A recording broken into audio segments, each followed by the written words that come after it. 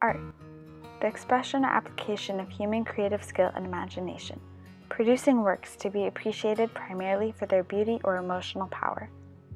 People across the world have used art for as long as history is recorded as a means of communication with others. Sometimes it involves a lesson to be learned or telling a story crucial to a culture's being or identity. Amelia Baron, born in 1995 and a Leeds Arts University graduate, uses art as both a cathartic tool for recovery and as a means of communicating to the world about mental health. This is The Mind, the Body, and Art. In thinking about the body versus the mind, and more specifically mental health, 3 questions came to mind. How is mental illness portrayed in art through the body? Is context needed to depict mental illness in art? And does art have a socio-cultural impact on the viewpoints of mental illness?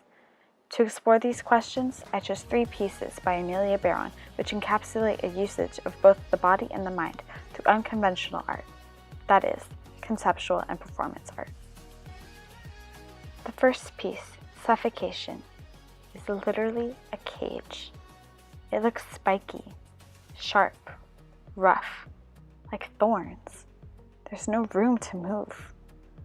You're literally suffocating. And you could easily suffocate with something over your head like that. The person's face inside is covered with fabric, which disassociates any specific person from the subject. This could be anyone, a stranger, your best friend.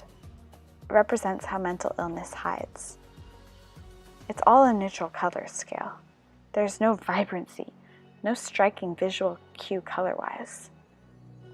In one of the images, the subject has their hands up, a motion of protection, like something may hurt the subject, like the walls could be moving in.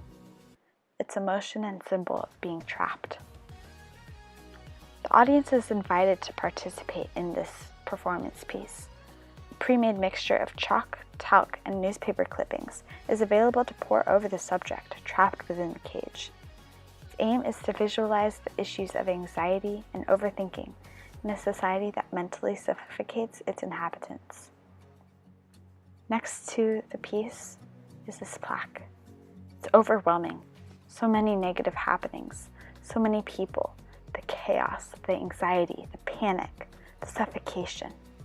In the bowl you'll find the goings-on of this world mixed with the ashes of society. Scatter them over me, for I am suffocating. The second piece, Under the Sheets, is another performative piece in which Baron highlights depression. It's shown both in exhibition and in public, of a figure lying underneath a white sheet. It shows how isolating and dark it is. Depression. How some days you can't emerge from the sheets. How even if you do, you're still separated from the rest of the world. The person is hidden from the world, showing how easily overlooked depression is. It's a metaphorically realistic view as to how mental health is seen within the community. And even more than that, how those with mental illness view themselves. With this piece, Baron aims to provoke emotions and awareness. She argues so much more can be done to mainstream mental health in the media. It needs to stop being glamorized and glorified. I didn't want to utilise it as acts of performances that would build a barrier between the identities of the self and the other, but rather reiterate the often veiled facets of mental health that have inhabited the 21st century culture, and open up a discourse whilst making aware of the voyeuristic gaze often imposed on those who do struggle with mental illness. Basically, in short, I wanted to address mental well-being in a more accessible way. I want to help others in their struggles and let them know that they're not alone. In its own essence, her art product is nothing more than an unnoticed object to a passerby. The physical elements of it may be provoking, but the process it went through is even more so. Her art is not an object of trade, a mere commodity, an intriguing piece for display above the dining room table, ready for dinner party conversation.